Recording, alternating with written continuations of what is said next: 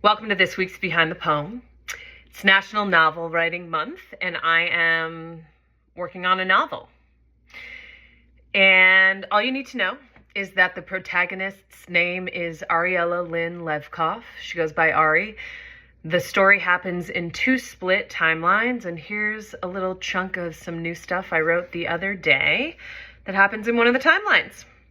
There's gonna be references to an eating disorder and self-harm stuff, but I don't think we're gonna get graphic. Okay, great. It was exactly 15 years to the day since Ari committed to recovering from her eating disorder. And she was swamped. Back to back to back shit. It was wild to her how busy she could be just entering in and out of Zooms all fucking day. It's the beginning of the pandemic. But here she was. It was 5:45 p.m. Central Time, and she had to be in another meeting in 15 minutes because, even though it was well past normal working hours, she'd been suckered into some evening work sessions with her colleagues because boundaries didn't really exist anymore. Like, it was the time with the most boundaries in that literally people could not be near each other and everyone was stuck in their homes. And so all the other available lines that used to exist, mainly around time, had become the thing to break. She had 10 minutes to grab dinner before meeting, and she frankly was too goddamn tired to do anything of substance. So she made what she called a snack dinner. Scratch that. A snack dinner was elegant. It was like a charcuterie board. This was a mishmash of mess. A quick bowl of 2 scoops of ice cream and a few pieces of leftover pastries, and then a plate of crackers and hummus. And she realized, as she procured this feast and quickly ate at the kitchen table before returning to her computer and this godforsaken evening meeting, seriously, what the actual fuck? What was she, a lawyer? In fucking finance? A consultant? Something that culturally required this level of workaholic lust? She rolled her eyes, scooping the hummus on the cracker like a shovel into sand, and then her mouth, the ocean waves coming to wash it all away. Nonprofit people did it too. Workaholism. Overworked themselves all the time. Ari works in an education nonprofit. What was the book? Please Don't Bob the Suburbs. A midterm report on my generation and the future of our super movement by William Upsky Wimsatt. She actually never read the first one that was called Bomb the Suburbs, Graffiti, Race, Freight Hopping, and the Search for Hip-Hop's Moral Center. That was more Joni's vibe. Joni's her sibling, one of her siblings, and a little bit Ezra, other sibling, especially Ezra's college friends. It wasn't that she didn't like hip-hop or respect graffiti, hence the bomb part of the title, since Ezra's roommate from Yale, Marcus, taught her that that's what it meant when she first heard that term and literally thought he was talking about literal bombs, which seemed probable given that it was the height of the Bush era in the Iraq and Afghanistan's wars.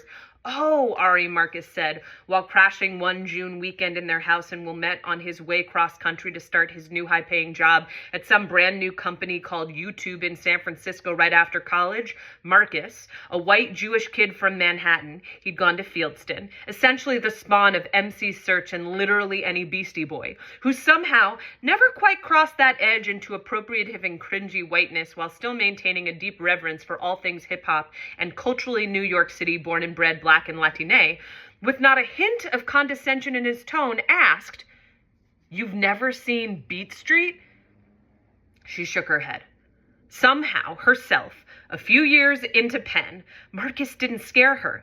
By then, she'd overcome her Midwestern inferiority complex. In fact, because of going to private summer camps in Maine, in part because of going to private summer camp in Maine, just one private summer camp, and that's going. I wrote coming, so we're just gonna edit because I'm the writer. I'm in charge. We're in it together. Where we go, going to private summer camp in Maine.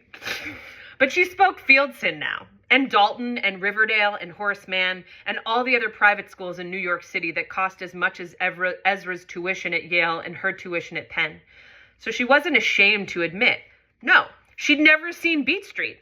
And since it was still 2005, and since her parents still owned a VHS, and since the Blockbuster in Plaza del Lago wouldn't close until 2011, Marcus made Ari get in his car, drive to the video rental store, rent her a copy of Beat Street once her Once she pinky swore to return it in a few days once he was already halfway across Nebraska, and then sit in her parents' basement with Ezra and him. Joni was out with theater friends, and consume. I'm so nervous. Consume the 1984 dance drama hip hop classic about a crew of friends, each representing the four corners of hip hop, including graffiti, hence. She did. That entire thing was a parenthetical. She did. Just so you need to know, because you don't have the text in front of you. So the parenthetical began after, especially Ezra's college friends. It wasn't that she didn't like hip hop or respect graffiti. Parenthetical. So if without the parenthetical, it would be especially Ezra's college friends. It wasn't that she didn't like hip hop or respect graffiti. She did. She respected the fuck out of graffiti and all of hip-hop culture, especially some of the hip-hop education some of the teaching artists at First Leap did. First Leap is the nonprofit where she works. It just wasn't her default. But Wimsat's second book about the nonprofit industrial complex was about the nonprofit industrial complex, and that she felt compelled to read. And right now, at 5:47 p.m. Central Time, having shoveled another hummus shovel into her ocean mouth, Ari couldn't believe she had to inhale a snack of snack dinner. A snack of snack dinner on the very anniversary of her eating disorder recovery, not because she was being restrictive, but because, perhaps, she was over-consuming work. Maybe they all were. And wasn't she fucking in charge? Okay. If you want to read more, please help me find a literary agent. Take care.